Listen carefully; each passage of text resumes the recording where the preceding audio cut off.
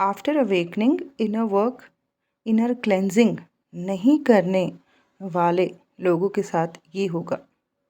जो भी लोग इस अवेकनिंग के प्रोसेस में हैं लेकिन वो किसी तरीके का इनर वर्क नहीं करते हैं, अपने अंदर शुद्धिकरण नहीं कर रहे हैं, तो कुछ चीज़ें जो मैं इस वीडियो में आपके साथ शेयर करूँगी वो उनके साथ हो सकती हैं। नमस्ते दोस्तों, मेरा नाम है उर्वशी जोशी एंड ये है मेरा चैनल 333 हाई प्रीस्टेस। इस वीडियो में मैं वो शेयर करूँगी जो मैं देख रही हूँ, जो मैं ऑब्ज़र्व कर रही हूँ। कुछ लोगों की ज़िंदगियों को ऑब्ज़र्व करके ही ये वीडियो मैं आपके साथ शेयर कर रही हूँ।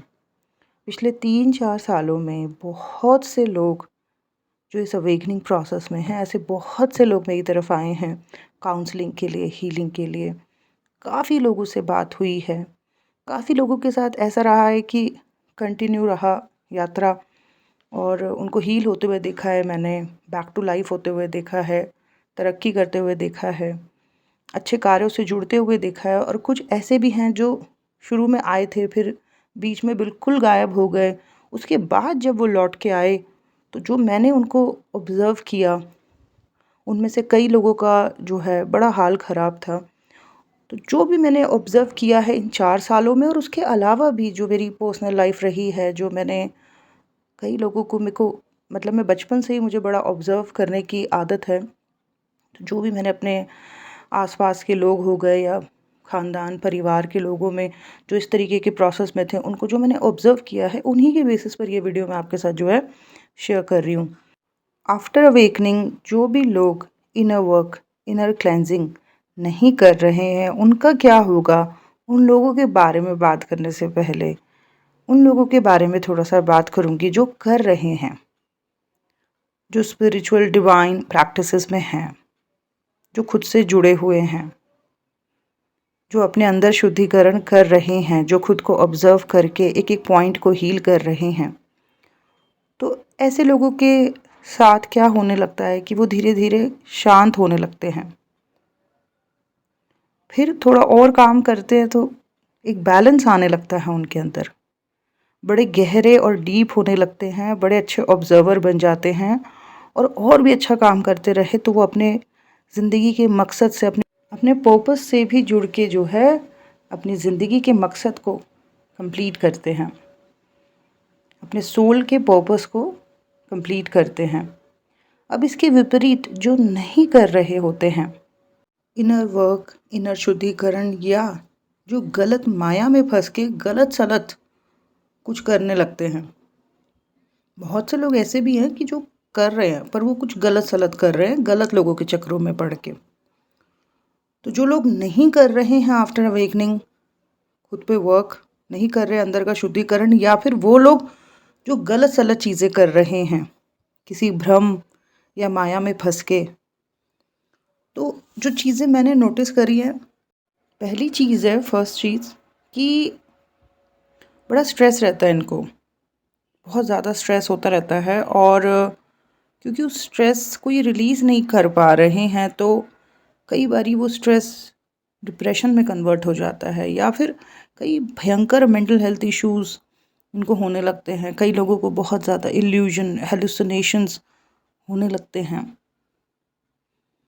तो क्योंकि अपनी एक सफाई नहीं कर पा रहे हैं, अपने आप को शुद्ध नहीं कर पा रहे हैं, तो कई लोगों का रिज़ल्ट ये हो जाता है कि उनको या तो डिप्रेशन हो जाता है या अजीब-अजीब तरीके की माया, अजीब-अजीब तरीके के वियर्ड एक्सपीरियंसेस उनके साथ होने शुरू हो जाते हैं।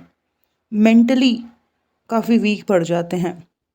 सेकंड चीज़ जो मैंने नोटिस करी है वो ये है कि जो लोग इनर वर्क, इनर शुद्धिकरण नहीं कर रहे होते हैं या फिर गलत सलत प्रैक्टिसेस में होते हैं, उनके साथ बैड इवेंट्स बहुत ज़्यादा होते हैं। सडन बैड इवेंट्स बहुत ज़्यादा उन लोगों के साथ होते हैं। अचानक बुरी घटनाएं या फिर बुरी खबरें मिलती रहती हैं, होती रहती हैं ऐसी चीज़ें इनके साथ। तो ये दूसरी चीज़ है जो मैंने नोटिस करी है। तीसरी चीज़ है बदनामी, समाज में, घर में बदनामी। तो वो व्यक्ति जिसकी अवेकनिंग असेंशन का समय है, जिसको एक्चुअली में अपना इनर शुद्धिकरण करना है, अपने अंदर के इनर डीमंस को रिलीज़ करना है, परंतु वो व्यक्ति उनको रिलीज़ करने की बजाय उनमें मतलब जो भी उसके अंदर से सरफेस पे बहुत स्ट्रांगली आ रहा है, वो उन्हीं चीज़ों में फंसा पड़ा है, अपने आप को बैलेंस नहीं कर पा रहा है, अपने अंदर के इनर डीमंस को देख नहीं पा रहा है, तो वो चीज़ें कुछ इस तरीके से उसके ऊपर हावी होती हैं। अंदर की जो भी अ, गलत चीज़ें हैं, नेगेटिविटीज़ हैं, वो कभी-कभी इस तरीके से हावी होती है कि उस व्यक्ति का अपने पे कंट्रोल नहीं रहता है और वो कुछ भी करने लगता है।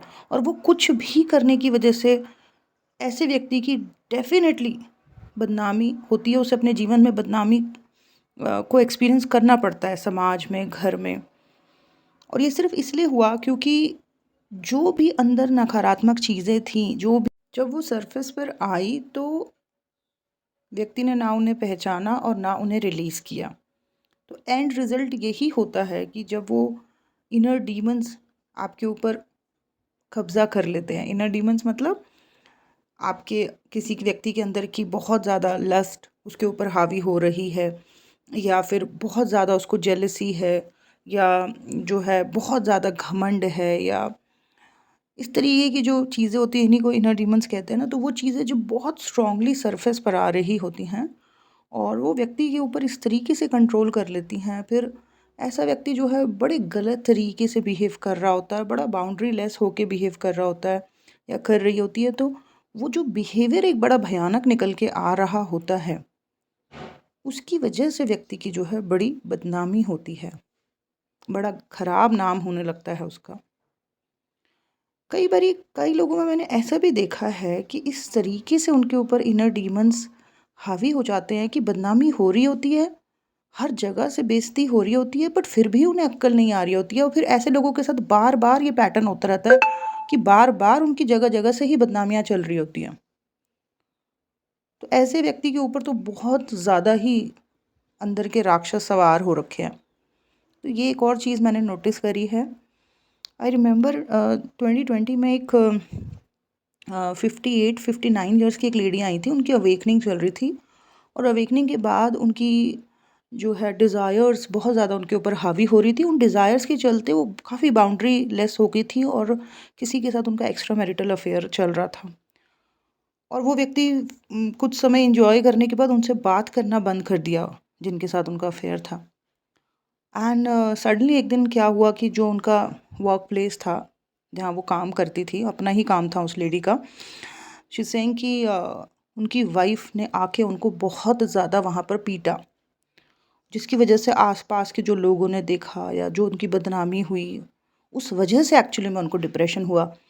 तो जब उनकी अवेकनिंग स्टार्ट हुई थी, जब उनके अंदर की इस तरीके की डिज़ायर्स बहुत ज़्यादा सरफेस पर आ रही थी, अगर वो खुद को ही ढंग से ऑब्ज़र्व कर लेती, खुद से थोड़ा जुड़ जाती और जो भी चीज़ें उनके ऊपर हावी हो रही थी, उन चीज़ों को या तो उस एनर्जी को ट्रांसम्यूट करती या जो भी नेगेटिविटी थी उनको रिलीज़ करती, तो मुझे लगता है कि शायद इस तरीके की बदनामी उनकी नहीं होती या इस तरीके से वो डिप्रेशन में नहीं जाती। और ऐसे बहुत से केसेस आते हैं मेरे पास कि जिसमें अंदर का जो इनर डीमन है, लस्ट है, अटैचमेंट है, ओवर डिज़ायर है, ऑब्सेशन है, व्यक्ति के ऊपर हावी हो रखा होता है और उसकी वजह से नाम खराब हो रहा होता है, बदनामी होने लगती है। तो ये भी एक चीज़ है जो मैंने नोटिस करी है उन लोगों में जो या तो गलत-सलत इनर वर्क कर रहे होते हैं, भ्रम में फँसे हुए होते हैं, या फिर कर ही नहीं रहे होते खुद पे काम, और नतीजा फिर इस तरीके के होते हैं कि सडन बैड इवेंट्स हो रहे होते हैं, या तो मेंटल हेल्थ इश्यूज़ हो रहे होते हैं, या फिर बदनामी हो रही होती है। मतलब बेसिकली ज़िंदगी का ग्राफ जो है वो गिर रहा होता है। बहुत ज़्यादा स्ट्रेस की वजह से या बहुत ज़्यादा बैड इवेंट्स की वजह से कई बार इनका ढंग से किसी चीज़ों पे मन भी नहीं लग रहा होता है, तो इनकी लाइफ की जो ग्रोथ होती है वो भी रुक जाती है। जो व्यक्ति खुद पे काम नहीं कर रहा होता है, अपने अंदर शुद्धिकरण नहीं कर रहा होता है, धीरे धीरे ऐसा व्यक्ति बहुत अकेला पड़ने लगता है। उसके विचारों या जो उसके तरीके हैं या जो उसकी इमेज बन रही है, उसकी वजह से लोग जो हैं उससे जुड़ना नहीं चाहते, उससे दूर भागने लगते हैं।